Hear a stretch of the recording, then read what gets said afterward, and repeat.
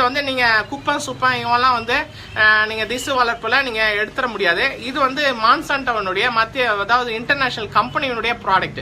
இதனுடைய சொந்தக்காரங்க வந்து இன்டர்நேஷனல் இருக்காங்க, பன்னாட்டு நிறுவனம். அந்த பன்னாட்டு நிறுவனத்தினுடைய உரிமம் பெற்றவர்கள் மட்டுமே இந்தியாவில் இந்த கன்றுகளை, வாழைக்கன்றுகளை விற்பனை செய்ய முடியும். அந்த மாதிரி வந்து ஸ்பீக்கர் நிறுவனம் அதனுடைய பேட்டன்ட் ரைட்ஸ் வாங்கியிருக்காங்க. வாங்கிட்டு அவங்க வந்து டிஷ்யூ கல்ச்சர் முறை மூலமாக இந்த செடிகளை வந்து விவசாயிகளுக்கு உற்பத்தி செய்து கொடுக்குறாங்க.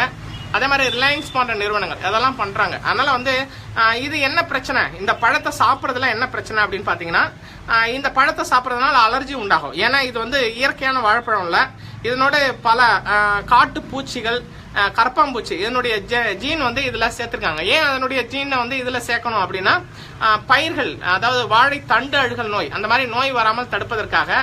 இதை தாவரம் இல்ல, இது ஒரு விலங்கு அப்படின்னு நினைச்சிட்டு அது ஏமாந்து போயிடும் அப்படிங்கிறதுக்காக அந்த கரப்பாம்பூச்சி, காட்டுப்பூச்சிகளுடைய ஜீனை இதுல சேர்த்திருக்கிறாங்க. சேர்த்து அதுதான் மரபணு மாற்றம் செய்யப்பட்டு இருக்கிறது. அந்த மாதிரி மரபணு மாற்றம் செய்யப்பட்ட இந்த மோரிஸ் வாழைப்பழத்தை சாப்பிட்றதுனால நமக்கு என்ன பிரச்சனை அப்படின்னா, இது வந்து பழமே கிடையாது, இது வாழைப்பழம் கிடையாது. அதனால இது வந்து ஜெனட்டிக்கலா இயற்கைக்கு புறம்பான ஜீன்களை ஒன்று சேர்க்கப்பட்ட ஒரு புதிய ஒரு உயிரினம். இது வந்து தாவரமும் கிடையாது, இது விலங்கும் கிடையாது, ரெண்டுக்கும் இடைப்பட்ட ஒரு உயிரினம்.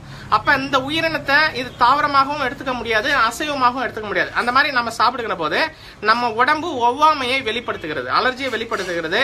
அதனால அலர்ஜி அதிகமாயிட்டு சைனஸ், ஆஸ்துமா, தும்மல், இந்த ஸ்கின் டிசீஸ் இதெல்லாம் வருவதற்கு இந்த மோரிஸ் வாழைப்பழம் காரணமாக இருக்கிறது.